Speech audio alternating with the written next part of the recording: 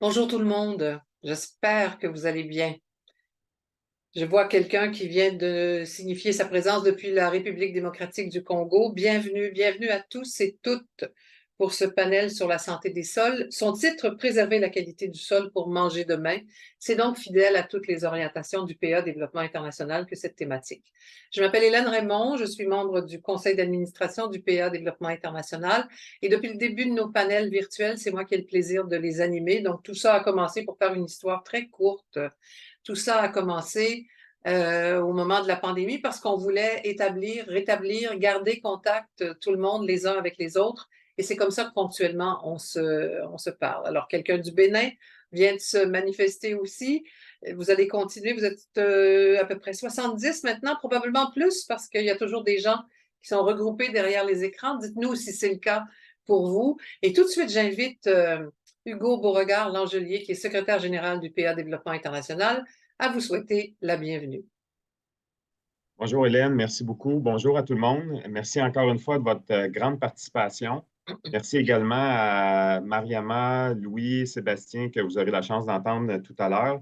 Donc, c'est toujours un plaisir de vous retrouver, même si on ne peut pas vraiment vous sentir, vous voir, vous entendre, mais quand même, on sait que vous êtes nombreux derrière vos écrans à nous écouter. Aujourd'hui, la thématique, c'est la santé des sols. Et en réfléchissant ce matin, comment j'allais aborder le sujet, c'est que présentement, on a la chance à UPA Développement International de compter sur une délégation à peu près 13 délégués d'Afrique, Afrique du Nord, Afrique de l'Ouest, Afrique centrale, qui sont au Québec.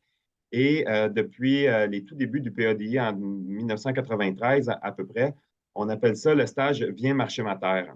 Et pour moi, Viens marcher ma terre, c'est symbolique avec la thématique d'aujourd'hui parce que si on veut que dans 25, 50 ou 100 ans, on puisse encore marcher nos terres agricoles, c'est important d'en prendre soin dès maintenant, surtout face à l'aggravation des changements climatiques. Et vous aurez la chance aussi aujourd'hui d'entendre parler Mariama Cissé, qui est du Sénégal, où la question des changements climatiques et la question de la dégradation des sols est majeure et devient de plus en plus un frein pour les producteurs et les productrices agricoles. Et dans le cas de Sébastien et de Louis, en fait, ce qui est intéressant dans chaque fois qu'on fait ce type de panel-là, c'est d'inviter des gens du Québec, parce que pour UPADI, il y a beaucoup d'inspiration de ce qui se fait ici au Québec qui nous amène à développer des projets ou développer des initiatives à l'international tout en les adaptant au contexte et aux réalités locales. Donc, dans ce sens-là, ça va être intéressant de vous entendre parce que ce que vous dites, ce sont matières à réflexion pour nous pour de nos interventions avec nos partenaires terrain. Donc, je m'arrête ici. Merci encore une fois à tout le monde d'être présent et à toi, Hélène, pour le reste du panel. Merci Hugo, merci de ta collaboration aussi tout au long de l'événement parce que c'est Hugo qui va noter vos questions, vos commentaires et qui va me les transmettre après.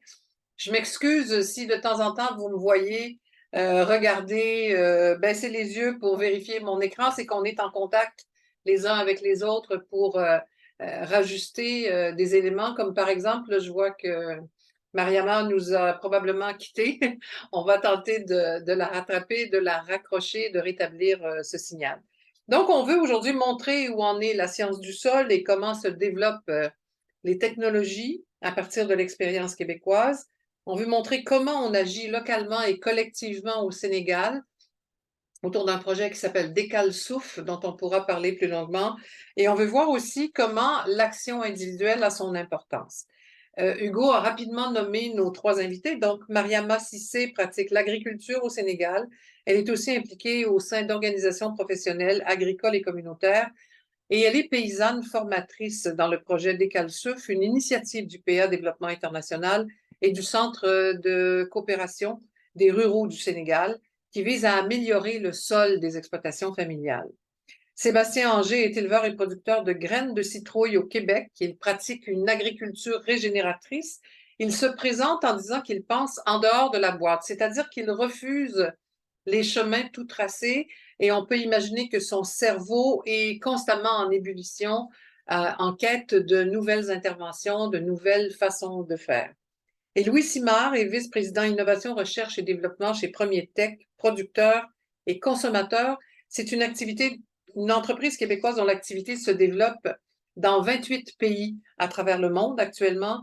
Premier Tech qui vient de célébrer 100 ans d'expertise en matière agricole, plus précisément pour ce qui touche à la santé et la fertilité des sols.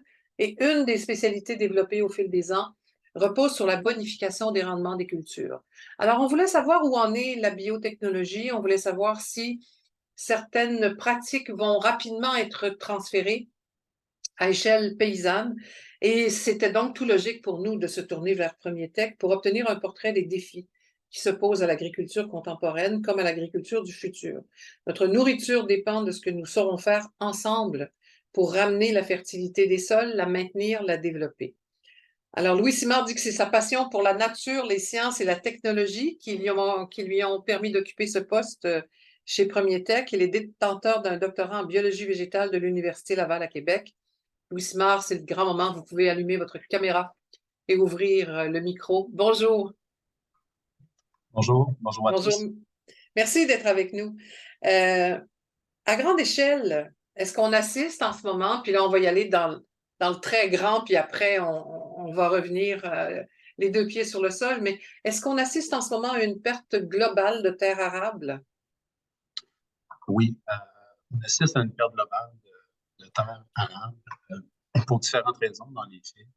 On n'a qu'à penser à l'activité humaine. Donc, il ne faut pas se le cacher, il y a un impact qui peut être un impact qui est direct. L'urbanisation, par exemple. Donc, on peut avoir une perte de terres arables à ce niveau-là. Mais aussi les effets indirects. On a parlé de changement climatique, on va en parler durant la prochaine heure. Donc, il y a des actions que l'homme peut poser, qui vont avoir un impact sur la perte de terres arables.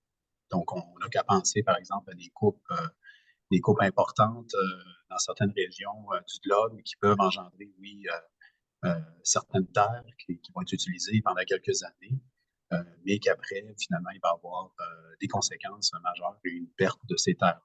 Donc, on va se retrouver dans des situations où le sol va être pauvre et, en quelque sorte, on n'aura pas ces terres-là disponibles à long terme dans un aspect de pérennité. Qu'est-ce que c'est qu'un sol en santé, Louis Simard? Un sol en santé, on a regardé beaucoup dans le passé la chimie des sols. Donc, c'est quoi les éléments minéraux qu'on a dans le sol? On parle beaucoup de fertilisation, d'avoir une fertilisation qui est adéquate. On a parlé beaucoup de physique des sols. Souvent, on parle de compaction, on parle de mauvais drainage. On le voit quand il y a des averses ou des orages, il y a des parties dans les champs que le drainage se fait moins rapidement. Mais il y a un élément qu'on a peut-être moins travaillé au fil des années, qui est la vie dans les sols, donc la microbiologie des sols. Et ça, c'est un élément très important, aussi important que les autres. Parce que dans le sol, il y a déjà de la vie, il y a déjà des micro-organismes dans le sol qui contribuent à la santé des sols. Donc, c'est vraiment ces trois parties-là qui, pour moi, fait qu'un sol est en santé. Alors, l'invisible, c'est par définition très difficile à percevoir. Est-ce qu'il y a des signes physiques quand on a les deux pieds là, sur la terre, que ce soit un potager, une parcelle rurale, un champ? Est-ce qu'on a des signes qui nous disent, qui nous donnent une idée de l'état de santé du sol? Oui, définitivement. Je parlais juste à l'instant de drainage, par exemple. Suite à une averse, on peut identifier des zones où le drainage n'est pas adéquat. On peut aussi observer des plantes qui sont des plantes qui nous indiquent finalement que les éléments nutritifs dans le sol sont plutôt rares parce que c'est des plantes qui sont très résistantes dans des situations de faible fertilisation. On peut voir aussi des plantes qui sont adaptées à la compaction, ce qui nous dit que notre sol est peut-être trop compacté. Donc, on peut identifier juste à regarder ce qui se passe dans nos champs, dans nos potagers, un peu partout, identifier des problèmes finalement qu'on peut voir au niveau du sol. Évidemment, il y a des façons très simples qui sont encore bonnes, qu'on a vues dans le passé, de couper une partie du sol, de faire un profil de sol, mais ça nous indique aussi, ça nous donne beaucoup d'informations sur la santé de notre sol. Ouais. Louis, je vais vous demander de vous rapprocher un petit peu de votre micro. On nous dit qu'on a du mal à vous entendre, que ça coupe un peu. On va refaire un test, puis si ça ne va pas, on reviendra, on continuera. Mais ce que vous m'avez appris quand on a préparé cet entretien, c'est que la flore microbienne locale est majeure. Donc, on ne peut pas On ne peut pas adopter des pratiques ou des solutions universelles dans la mesure où on découvre de plus en plus que comme pour les espèces animales, comme pour les espèces végétales, il y a une nature indigène qui est vraiment adaptée à des réalités, à chacune des réalités d'une certaine façon. Effectivement. Donc, chaque champ, chaque région a une vie microbienne différente. Donc, effectivement, il faut tenir compte de cette vie microbienne-là pour apporter les meilleures solutions. Donc, c'est beaucoup du cas par cas, dans les faits.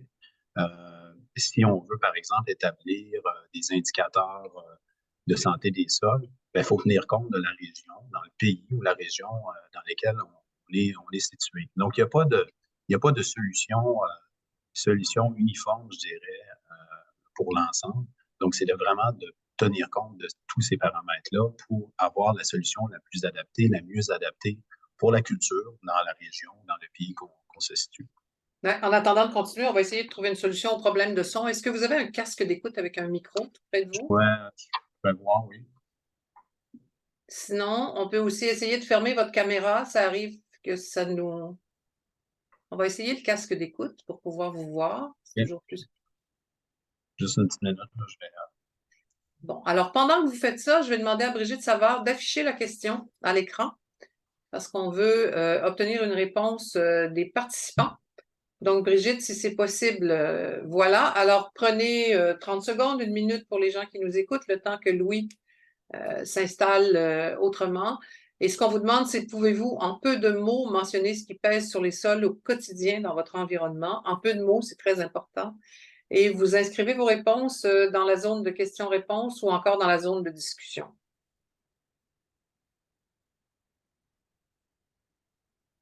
Et pendant ce temps-là, je vois que Louis Simard a son casque d'écoute.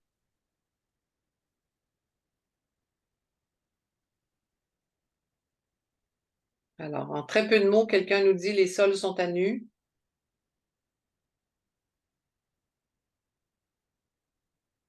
Quelqu'un d'autre acquiesce en disant les sols ne sont pas couverts. Monoculture, maïs, soya. On a des pistes.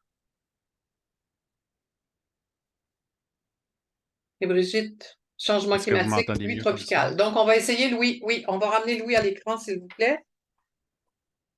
Alors, je vais y aller d'une question. Ça va être plus simple que de faire un test de son Est-ce que c'est devant mieux tout comme le ça monde. ou Donc, on parle de flore microbienne locale. est-ce que vous m'entendez? Oui. Beaucoup mieux. OK, parfait. Beaucoup On va y mieux. aller comme ça. On y va comme ça. Donc, on parle de flore microbienne locale, mais on parle aussi de végétation indigène à maintenir ou dont il faudrait encourager la présence dans certains cas pour favoriser la préservation du sol. Puis là, il y a tout de suite des gens qui nous ont répondu que la menace, c'était les sols à nu.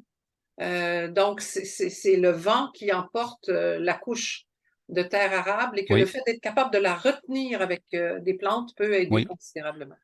oui, définitivement. Donc, effectivement, la flore indigène, c'est très important pour cette question-là.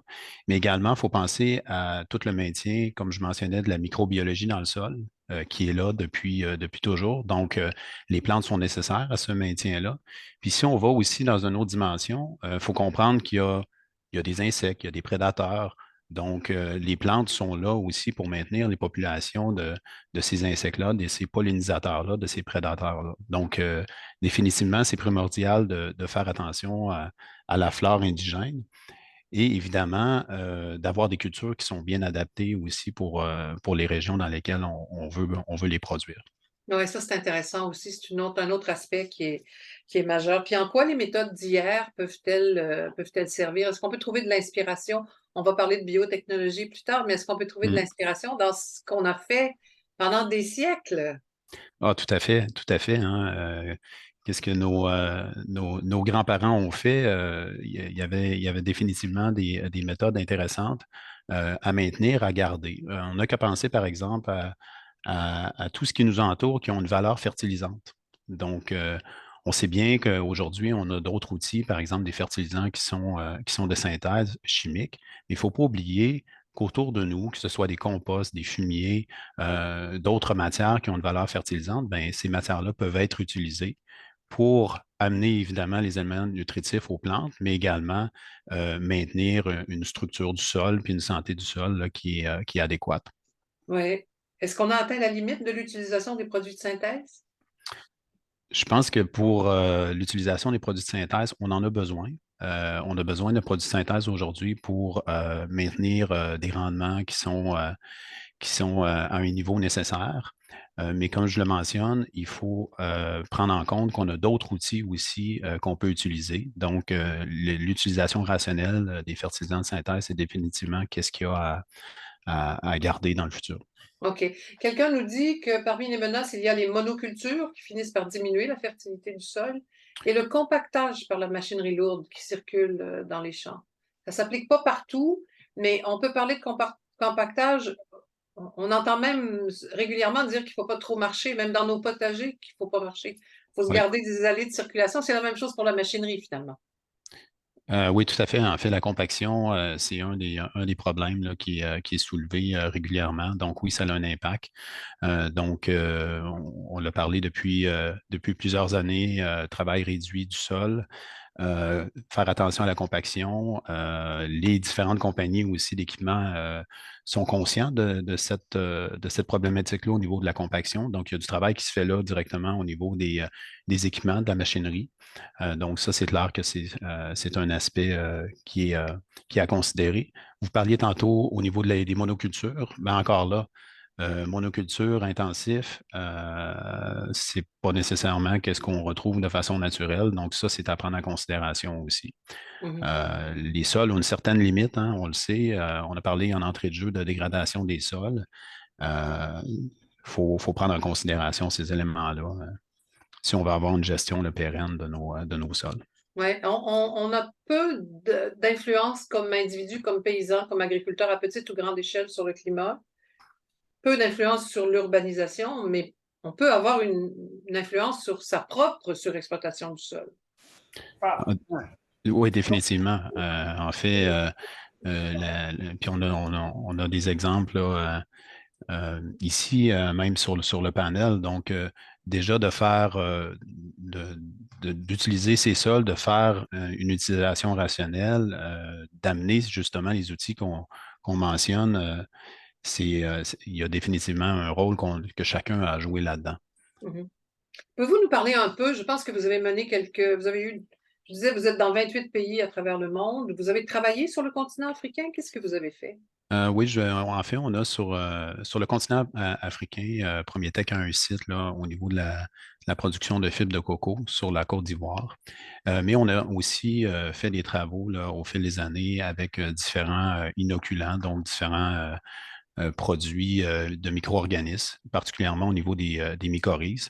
Donc, on a travaillé sur différentes cultures, que ce soit, par exemple, bon, la banane, le coco, le cacao, le riz. Donc, on a travaillé en collaboration avec différentes institutions ou compagnies là, sur le continent africain. Ouais, alors Louis, une petite définition de ce qu'est la mycorhize. Moi, ça m'a pris un petit bout de temps avant de comprendre ce que c'était à l'époque. Au Québec, on en parle de plus en plus. C'est présent dans le sol à l'état naturel, là. Oui, C'est un apport inestimable qu'on peut ajouter. Oui, tout à fait. Donc, les mycorhizes sont présents là, de façon indigène, comme vous l'avez mentionné. En fait, pour vous faire une image, mycorhize, là, qui est un champignon qui va permettre un peu une extension des racines. Donc, le champignon va se développer, va permettre l'extension des racines, puis va permettre à la plante d'aller chercher les nutriments qui sont nécessaires. Évidemment, les mycorhizes contribuent aussi, on parlait de structure du sol, d'aération, la question de compaction. Donc, les mycorhizes, ils ont un rôle à jouer de ce côté-là. Donc, ça permet de favoriser là, une meilleure structure des sols. OK. Et tous ces travaux, donc, le travail modéré du sol, les amendements organiques, comme de temps à autre, au besoin, un engrais de synthèse, tout ce maintien de la vie du sol, est-ce que ça finit par avoir une influence sur la qualité même du produit qui sort du sol? C'est-à-dire que plus le sol est en santé, plus l'aliment qu'on va en tirer sera en santé? Sera Oui. de Ben, meilleure ben, qualité? oui, en fait, on parle plus souvent de rendement. parce qu'évidemment, bon, Oui. on est content d'avoir un bon rendement de nos cultures. Mais effectivement, c'est un très bon point. Dans les faits, la qualité aussi des aliments ou des grains que l'on cultive, bien, il y a un impact. C'est clair que si on regarde là, dans tout ce qui s'est fait là, dans les dernières années au niveau de la littérature, il y a des liens directs entre, par exemple, la présence de micro-organismes et la qualité de l'aliment qu'on produit. Et pour ça, il faut du temps. Il faut être patient. Ben, effectivement, c'est donc, il faut mettre un peu tout en œuvre les différentes choses, les différentes solutions qu'on a, qu'on discute depuis le début.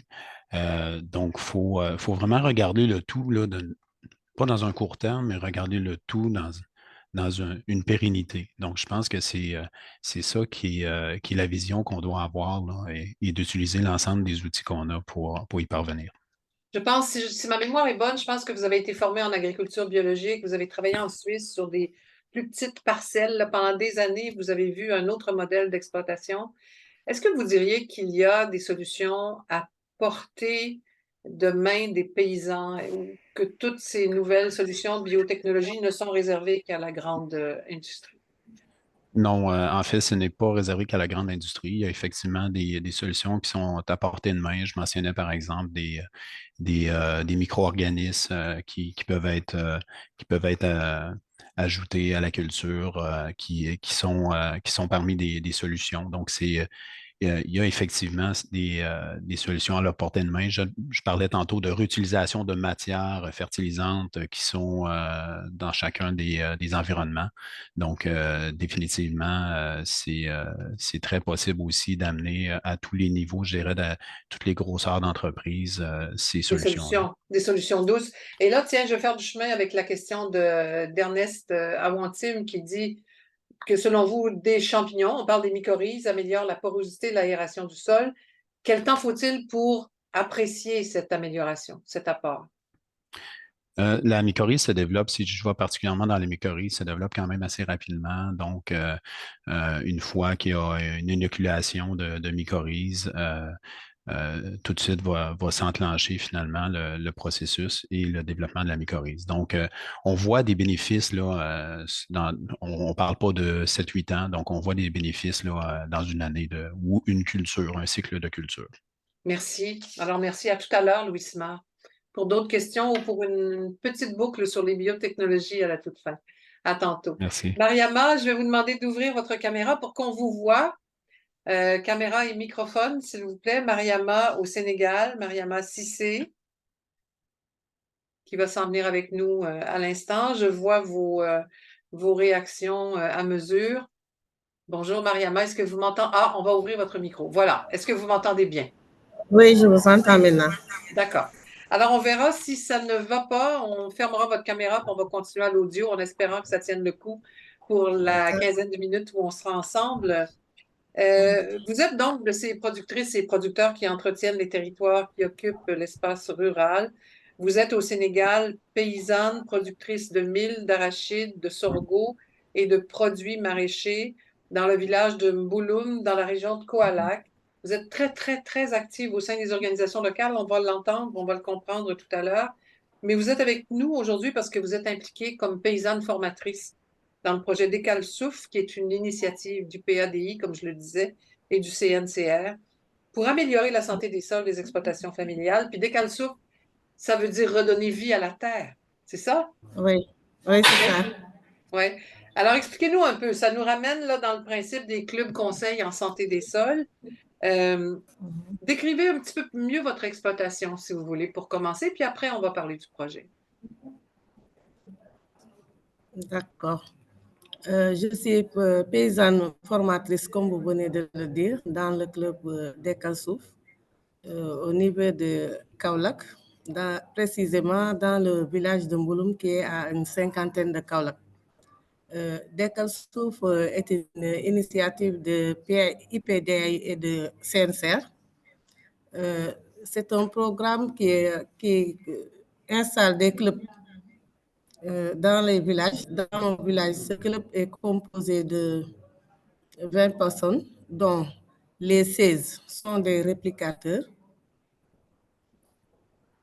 et 4 qui sont des pilotes et 2 formateurs paysans et un technicien. Parfait. Et quels sont, autour de Kaolack, là, on est dans le bassin arachidier du Sénégal. Qu'est-ce qui Oui. menace les sols en ce moment? Comment vous pouvez décrire ce qui pèse comme menace sur les sols dans la région actuellement? Louis a parlé tout à l'heure d'urbanisation, de climat, de surexploitation des sols. Oui, les sols sont menacés aujourd'hui par la remontée des eaux salées. Oui, Même nous avons des terres salées. OK. Parce que vous êtes à Oui. proximité du fleuve et que c'est l'eau salée qui pénètre à l'intérieur des terres, c'est ça? Mhm. OK. Donc, la remontée des eaux salées, la pluviométrie, les apports de pluie, est-ce que ça a beaucoup changé? Oui, ça a beaucoup changé ces années-ci. Alors, il pleut plus, il pleut moins, il pleut trop, Non, il pleut moins, pas plus. il pleut moins. Oui. Il pleut moins pendant la saison des pluies. D'accord. Il y a, oui. Nous avons aussi la déforestation Aussi, qui peut être une menace, oui. parfait. Donc, tout concourt à faire en sorte que c'est de plus en plus difficile de cultiver la terre. Comment? Hein? C'est de plus en plus difficile de cultiver la terre? Oui, c'est de plus en plus difficile de cultiver la terre. Les rendements sont moindres? Oui, les rendements sont moindres, mais avec le programme Decalsouf, nous avons eu des initiatives qui nous permettent de nous redresser un peu sur les rendements, comme les formations que nous avons suivies et l'application des bonnes pratiques dans les... Alors, expliquez-nous, parlez-nous un peu du programme, de ce que c'est. Vous allez, de ce que vous faites vous, Mariama. Vous allez chez les gens. Comment ça se passe exactement? Est-ce que c'est vous qui les trouvez, les paysans? Oui, nous allons ces jeux, nous formons, nous sensibilisons et nous médiatisons. Alors, vous les formez, puis Les- ça se passe comment? on les forme sur les bonnes pratiques agricoles Mhm. et on suit après s'ils respectent l'application dans les champs. D'accord. Alors, une bonne pratique agricole dans les parcelles des gens qui travaillent au projet des Calsouf, ça ressemble à quoi? Est-ce que vous commencez par une analyse de sol, par exemple? Oui, nous avons eu une analyse de sol par l'aide du programme avec IPDI, mais maintenant nous attendons euh, des matériels encore plus techniques comme le pH mètre que nous n'avons pas. C'est pour Oui. analyser le sol, pour voir le niveau de l'acidification des terres. D'accord.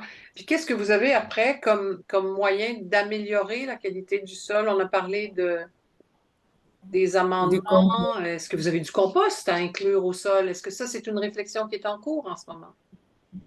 Oui, bien sûr, le compostage, le reboisement Oui. et l'RNA. Mhm. OK. Puis vous reboisez avec quoi? On reboise avec des plantes fruitées et on laisse les plantes qu'on trouve dans les champs. Ce sont les régénérations assistées qu'on protège. OK.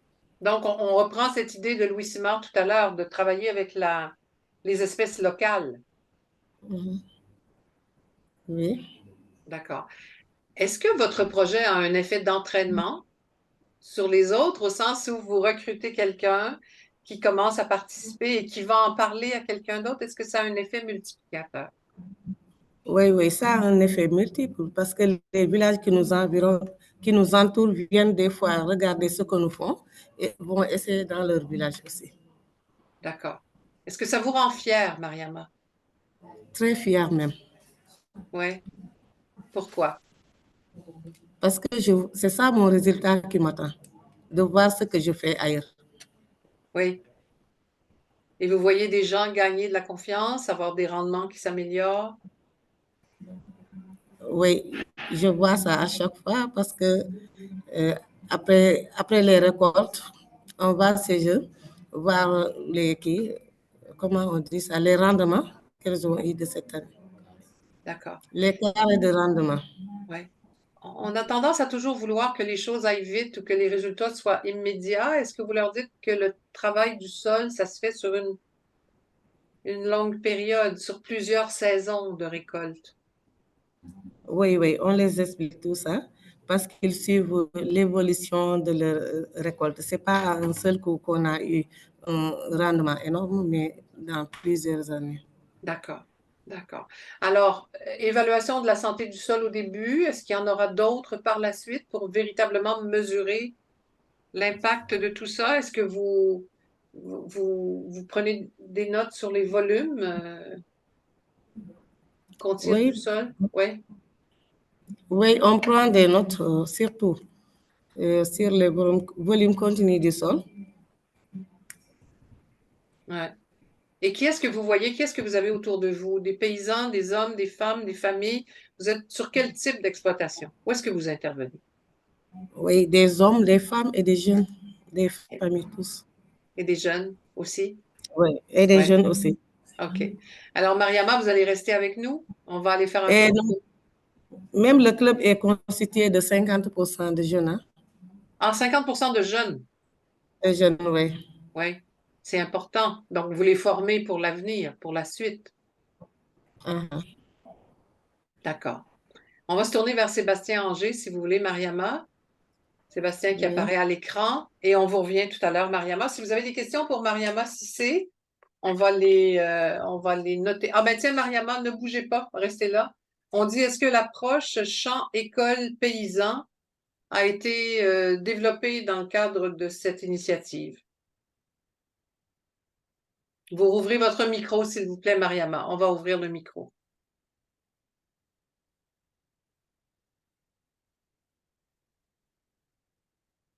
Brigitte, est-ce que c'est vous qui avez le contrôle du microphone? Ah, OK, un technicien qui est avec vous. Voilà. Alors, vous avez entendu la question. Est-ce que l'approche champ école paysan a été développée, appliquée dans le cadre de cette initiative? Oui, l'approche champ école a été développée parce que nous avons 4 pilotes. Ces 4 pilotes subissent d'abord la formation, viennent essayer dans leur champ. Après, les 16 réplicateurs vont apprendre chez les 4 OK. pour aller aussi euh, faire la pratique dans leur champ aussi, à leur tour. OK. Donc, on pourrait dire que vous avez des parcelles de démonstration.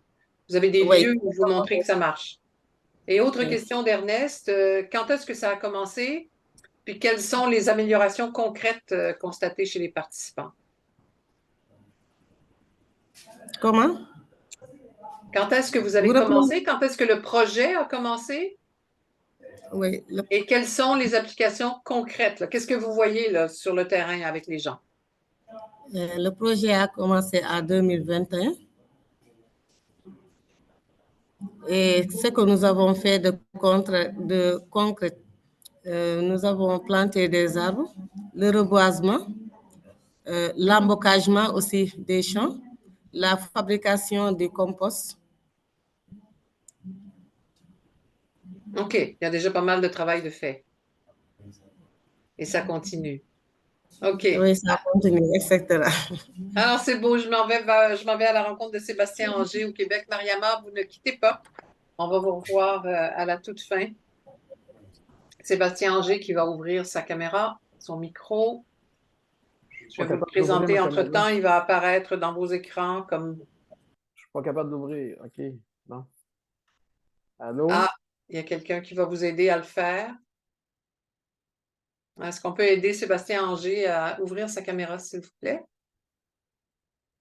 Parlez-moi un peu, Sébastien. Si on vous entend, on Ouais. va y aller comme ça. Allô? C'est l'animateur pour qu'il m'autorise là, à ouvrir ma caméra. Oui, oui, on a fait la Bon. demande. Là, il y a quelqu'un qui va... Voilà, vous êtes là. Et Bonjour. voilà. Alors, je vous dis que Sébastien Anger se décrit comme designer de biodiversité et agriculteur innovant. Il est agronome de formation, Il a beaucoup appris en reprenant une ferme biologique en 2007 à Sainte-Monique de Nicolet, au Québec. Et il va nous raconter comment il a travaillé pour optimiser le potentiel de la santé des sols. Quand je lui ai parlé une première fois, il revenait de donner une conférence à l'Université Cornell dans l'État de New York.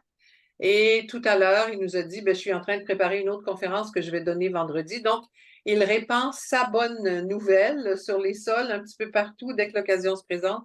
Ça part d'où, Sébastien, cette réflexion sur les sols? Ben, en fait, tu sais, j'ai étudié en agronomie, puis c'est sûr que j'ai suivi le parcours normal, tu sais, mais la curiosité envers la santé des sols, pour moi, ça a tout le temps été le grand pourquoi, le grand curiosité que j'ai voulu explorer. Puis l'année 1 que j'ai acheté la ferme, j'ai toujours appliqué des pratiques de conservation des sols sur ma ferme. Culture sur billon avec des buttes mécanisées et tout. Puis, je dirais, tu sais, le courant standard, ce que j'appelle le paradigme agricole actuel, moi j'appelle ça la guerre du vide. C'est-à-dire une culture, une espèce par espace-temps. OK? Puis Faut tout remplir, on hein? cultive une espèce, puis on tue tout autour. OK? C'est la culture, la culture agricole généralisée en ce moment. Puis ce que moi j'appelle ça la route des fleurs un peu, c'est d'intégrer de la diversité végétale, d'intégrer plusieurs espèces végétales dans le même espace-temps. Okay? Puis une chose que j'ai compris, c'est que la santé la nature, elle a son fonctionnement et elle a ses principes, et il faut respecter ses principes, et elle carbure, elle a un énorme besoin de diversité. Okay? Puis c'est sûr que quand on parle diversité, on parle de complexité. Oui. Mais moi, je veux savoir, parce que vous avez acheté une terre qui était déjà en régie biologique, si Oui. mon souvenir est bon. Donc, on peut penser qu'il y avait un travail de réflexion qui avait été amorcé en ce sens-là, au sens de la qualité des sols. Puis vous êtes allé encore plus loin que ça, là. Je comprends bien? Oui, exactement. J'ai expérimenté plusieurs années. Là, j'ai quitté la certification bio parce que je trouvais que les contraintes rigides étaient trop difficiles, en tout cas en termes de... Puis, j'ai compris une chose aussi, c'est que j'ai exploré beaucoup, que j'ai énormément exploré. Puis, ça coûte cher explorer aussi, hein, parce que c'est pas juste une question de connaissance. Pour moi, j'appelle ça une recette agronomique, c'est une série d'étapes. Puis, une des vulnérabilités qu'on a comme agriculteur, c'est qu'on a une saison par année. Ouais. On a une saison, c'est comme décoller un avion. Une fois que tu es décollé, tu es décollé. Tu es dans les airs, il faut que tu atterrisses, il faut que tu récoltes. Puis il y a une série d'épreuves, d'éléments qu'on ne contrôle pas. Okay? Puis ce que j'ai compris, c'est par mon expérience, c'est impossible de découvrir une nouvelle recette agronomique où ce que tu intègres de la biodiversité et tout, seul. Il faut être accompagné de d'autres agriculteurs. Okay? D'autres scientifiques aussi dans la mesure, mais d'agriculteurs parce que c'est l'agriculteur qui porte l'exemple, l'expérience de l'exemple, okay? Puis la confiance aussi à ses autres collègues au niveau de Puis il y a un processus d'exploration puis un processus de validation. Les scientifiques, ils valident les choses, mais je pense que les agriculteurs, ils portent le potentiel de l'exploration, d'intégrer diverses recettes agronomiques. Puis il y a une énorme obligation d'observation, en fait, puis d'acceptation. Il y a des impondérables. Je le disais tout à l'heure, l'urbanisation, le changement climatique, ce sont pratiquement des impondérables quand on a les deux pieds dans son champ. Exact. La surexploitation, mais vous contrôlez ni la lumière, ni la chaleur, ni l'eau qui tombe. Qu'est-ce qui vous reste? Il me reste ma relation au sol, puis qu'est-ce que je sème. Puis à quel besoin aussi je vais répondre à mes consommateurs. Okay? C'est ça, c'est les grandes dimensions que j'ai un certain pouvoir de décision. Tu sais. Puis qu'est-ce qui n'est pas évident à comprendre, c'est que la santé des sols, ça ne se construit pas en un an. C'est un élément qui se construit. Pour moi, c'est une des plus grandes valeurs qu'un agriculteur peut avoir. Okay? Puis moi, je le compare à un modèle d'avoir un placement à la banque. Quand on fait un placement à la banque, ce n'est pas les premières années que ça va rapporter. Ça peut prendre des fois 3, 4, 5 ans avant qu'un certain dividende annuel. Puis en agriculture régénérative, les dividendes annuels, ils viennent de différentes façons. ils viennent sur un sol qui est auto-fertile, du fertilisant que je n'aurai pas à mettre. Okay? Une richesse qui se crée par le vivant lui-même, mais aussi, une des grandes valeurs, c'est les problèmes que tu n'auras pas. Il y a toujours une grande incertitude, l'eau que tu n'as pas ou l'eau que tu as en surplus. Ben, d'avoir un sol en santé te donne une grande résilience, donc une grande résilience, une plus grande sécurité alimentaire. Okay? Puis, pour moi, l'agriculture régénérative, c'est un leadership relationnel. Aujourd'hui, on est dans un leadership d'extraction, okay? Mais quand on est dans un leadership relationnel, il faut construire ce que j'appelle la loi du 20-80. Okay? C'est impossible d'être dans un leadership relationnel puis toujours prendre 100%. Il faut donner au sol. Okay? Fait que pour ça, moi, j'ai diminué mes attentes de rendement de 20%. Okay? Puis, ce 20%-là que j'ai pris moins, mais je donne au sol. Puis, année après année, ben, j'investis dans la santé de mon sol et j'augmente ma résilience, puis le 20% va se transformer en dividende. Mais ça veut dire, ça, Louis, que pendant quelques années, vous devez accepter que les rendements sont ou bien moindres ou ne sont pas ceux que vous espérez, mais que le profit ou que le gain va se faire sur un ensemble. Donc, exactement. Ben, quand je parle du rendement, ce n'est pas le rendement monétaire, c'est le rendement en volume. Voilà, okay? En volume. Mais en termes de rentabilité nette, je pense qu'on est aussi performant. Okay? Parce que, justement, quand tu comprends le vivant, tu embrasses la complexité, puis tu es appuyé avec d'autres agriculteurs ou d'autres chercheurs qui viennent t'appuyer dans la mise en œuvre de recettes agronomiques validées. Okay? Ben, ça permet justement de construire cette rentabilité-là année après année. OK. Une des premières questions que j'ai posées à Louis Simard, c'était qu'est-ce qu'on peut voir si on se place au-dessus de sa parcelle? Qu'est-ce qui peut nous dire qu'on a sous les pieds un sol en santé? Alors, je vous pose la question à vous, Sébastien Anger. Trompé, Hélène, c'est Sébastien. Sur un mètre carré, si je me penche sur votre champ, qu'est-ce qui va qu'est-ce que je vais voir? Qu'est-ce que je vais sentir? Une des pratiques que je cultive, c'est que je cultive la production de graines de citrouille pour la graine, okay, sur, par exemple, un pays de seigle et de vesvelu. Okay?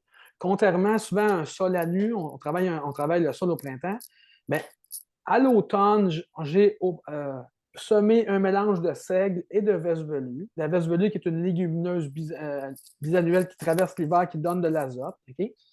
Et au printemps, je vais semer dans mon paillis de seigle vivant que je vais faire mourir, soit mécaniquement ou chimiquement. Okay? Puis le paillis de seigle, il va absorber le surplus d'eau au printemps. Okay? Okay? Mais il a un impact énormément, c'est qu'il va venir donner on appelle un mulch, un paillis vivant à la surface du sol qui a souvent un impact de régulariser la température du sol. Okay? Puis il y a une captation d'énergie, okay? Il y a un amendement à carbone au niveau du sol. Okay? Et ce que ça l'impact aussi, ça a, avec les années, cette technique-là, mais ça augmente l'éponge. Le sol, c'est comme une éponge, OK? Fait que, tu sais, ça garde, ça a un potentiel de garder plus l'eau, okay? D'avoir une plus grande réserve utile en eau pour les cultures. Puis, vu que ton sol, OK, à l'été, bien, il est protégé, bien, sa température il est moins élevée, fait que tu as une moins grande évapotranspiration. OK? Fait que, tu sais, il y a comme une forme d'intelligence dans les pratiques culturelles. On utilise le vivant dans nos designs culturaux, OK? Mais c'est sûr que ça amène d'autres enjeux, tu sais, les semoirs et sous, tu sais, bref. Mais on a essayé de pousser une culture qu'on a donnée au sol. Ça, c'est un point important. Vous parliez de la logique d'extraction tout à l'heure. Là, on est plus là. On est dans je donne, je prends, mais je donne. On est davantage, est-ce que je peux dire qu'on est davantage dans un échange? Exactement. Et une espèce d'attitude d'humilité par rapport au sol qu'on ne domine pas, mais avec lequel on travaille. Bien, il faut comprendre que chaque sol a son besoin. Chaque sol a son besoin. Puis on est dans cette notion d'empathie envers le sol. Puis, tu sais, on donne, je prends, je donne, je prends. Puis il y a une notion de circulation dans cette relation-là. Tu sais, puis il n'y en a pas un qui est plus puissant que l'autre. Tu sais, là. Puis c'est de respecter. Puis pour moi, ce qui définit l'agriculture régénérative, c'est d'être dans cette relation je donne et je prends juste dans un court espace-temps. OK? Puis, qu'est-ce qui n'est pas évident, c'est que chaque culture qu'on cultive a une relation spécifique au cycle du carbone. Et l'enjeu qu'on va avoir dans les 25-30 prochaines années, c'est de trouver des recettes pour construire cette relation je donne et je prends juste. Okay? Puis, il y en a qui ne sont pas découverts. Okay? Puis, dans chaque pays, c'est différent. Okay? Parce que tous nos designs agronomiques sont toujours construits dans les plus grandes contraintes. Okay? En Afrique, c'est le manque d'eau. Au Québec, c'est le surplus d'eau. Ou l'hiver froid, le manque de chaleur.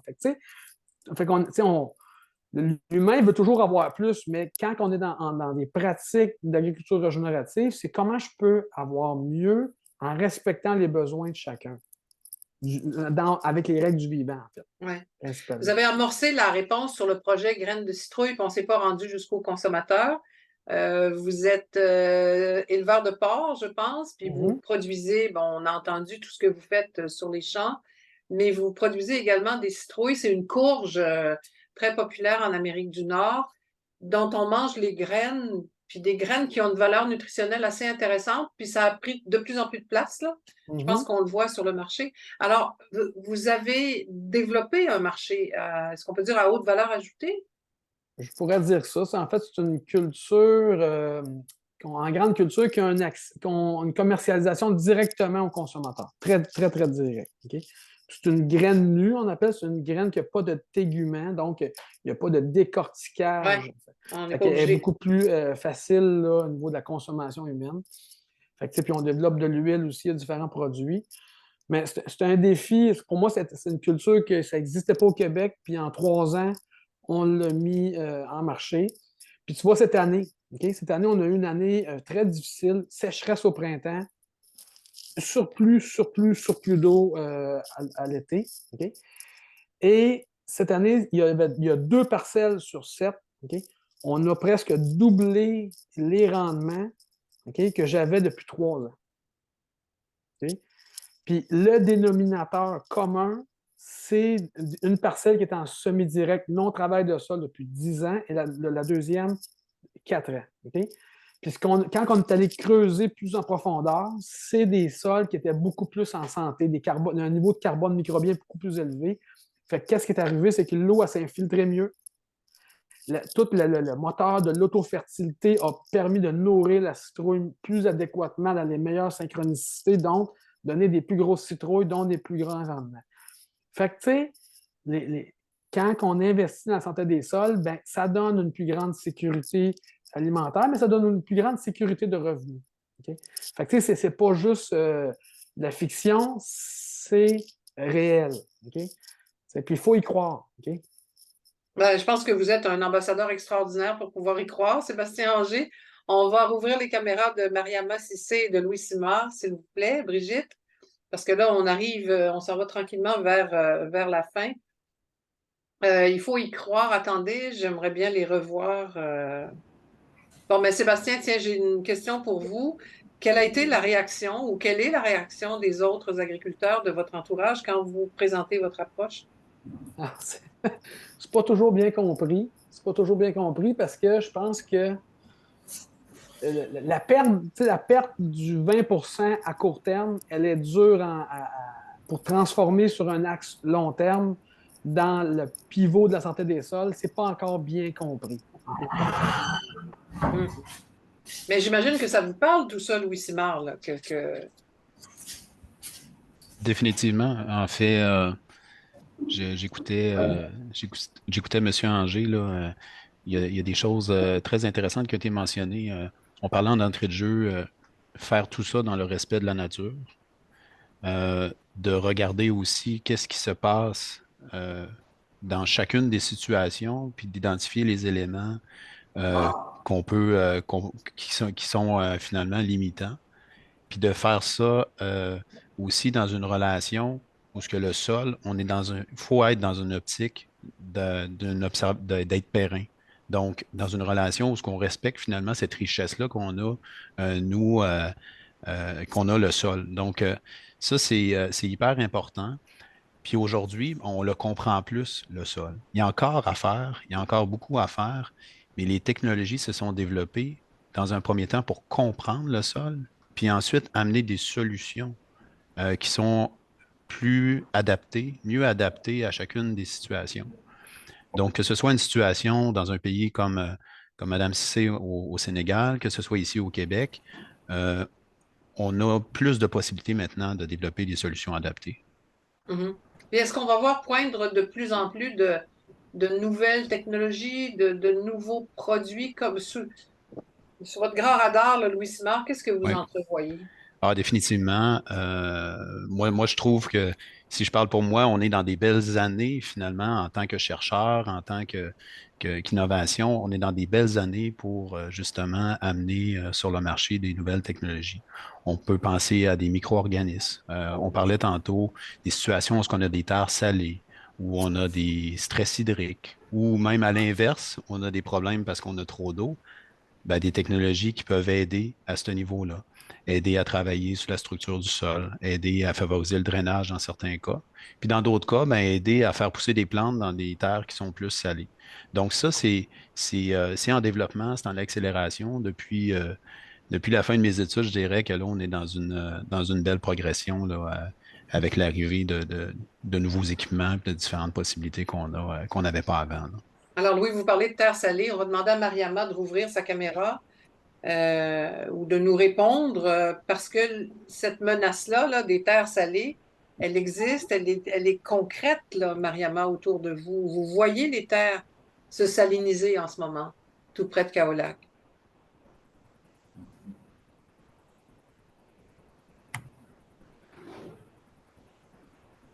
Ah, je pense qu'on l'a perdu. Mariama, est-ce que vous m'entendez? Oui, Voilà. Est-ce que vous voyez, voulez-vous parler? Il y a des gens qui se demandent un peu, qui aimeraient qu'on explique un peu mieux ce que ça veut dire, là, la question de la salinisation des terres.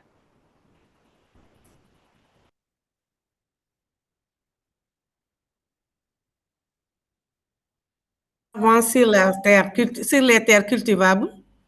Et quand il y a de sel, il n'y aura pas de production. Nous avons aussi des eaux qui commencent à être salinisées. Ces eaux aussi ne pourront pas être utilisées dans les champs maraîchers. Ouais. Une autre question pour vous, Mariama.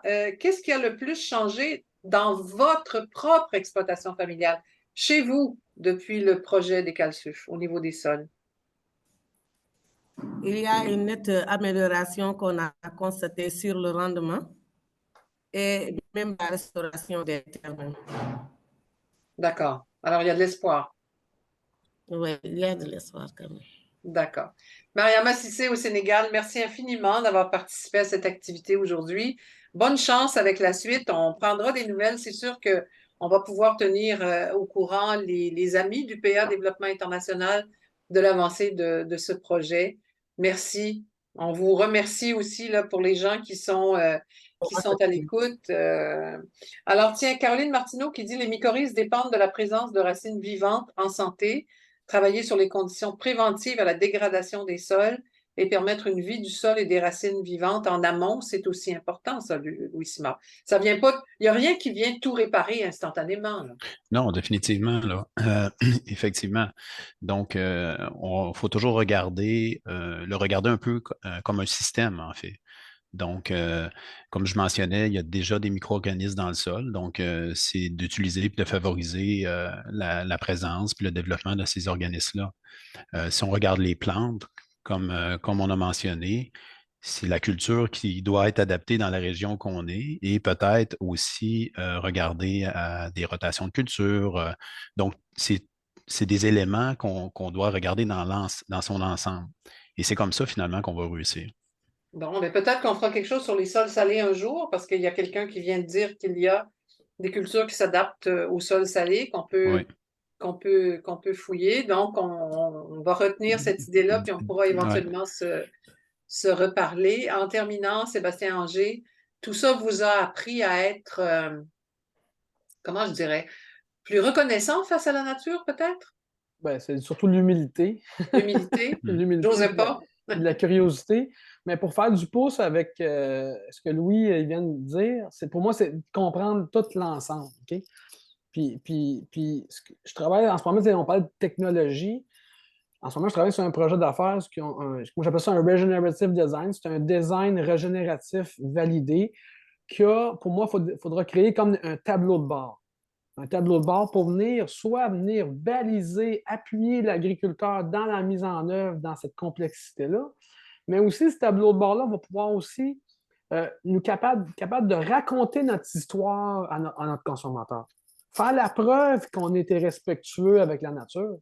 Puis, pour moi, c'est deux éléments de création de valeur-là qui est important. Fait que je travaille, pour moi, la technologie va nous permettre de mesurer des choses puis raconter notre histoire différemment. Okay? Puis venir appuyer la confiance aussi. Puis comment on peut aussi, entre agriculteurs, se partager nos histoires, partager nos expériences d'échecs et de réussite. Puis ça, c'est un point important. L'échec est aussi important que la réussite parce que c'est dans l'échec qu'on est capable de mesurer l'importance de quel tableau de bord il est important, il est-tu gros, il est petit. Okay? Mais on n'est pas obligé de faire des échecs à grande échelle. On peut faire des échecs à petite échelle, mais mesurer beaucoup pour apprendre vite. Apprendre vite, je pense que c'est ce qu'on peut retenir de vous trois et on vous remercie infiniment. Donc, c'était une façon de partager vos histoires aujourd'hui, partager vos histoires en ce qui a trait à la santé des sols. Donc, Mariama Cissé, dans la région de Kaolack, au Sénégal, dans le bassin arachidier. Merci, Mariama. Merci aux gens qui vous entouraient aussi et qui ont permis la transmission de l'image et du son. Vous aviez des complices autour de vous. Merci beaucoup, Louis Simard, d'avoir accepté l'invitation. C'était un vrai plaisir de vous avoir aussi avec nous aujourd'hui. Et bien sûr, merci Sébastien Anger. Bonne préparation de prochaines conférences. Il y a des gens qui n'arrêtent pas beaucoup. Merci à toute l'équipe du PADI, en particulier à Brigitte Savard, qui est la chef d'orchestre qu'on ne voit jamais, mais qui, derrière tout ça, ajuste et les caméras et qui envoie des petits messages et qui envoie les consignes. Alors, je vous remercie infiniment. On vous donnera des nouvelles très rapidement pour la suite des panels pour 2024. Merci Hugo Beauregard-Langelier et bonne fin de journée de tout le monde. Merci, au plaisir. Merci tout le monde. Merci à toutes les personnes qui étaient là. À la prochaine. Oui, Sébastien, Mariama, merci beaucoup. Merci beaucoup. Au revoir. Au revoir.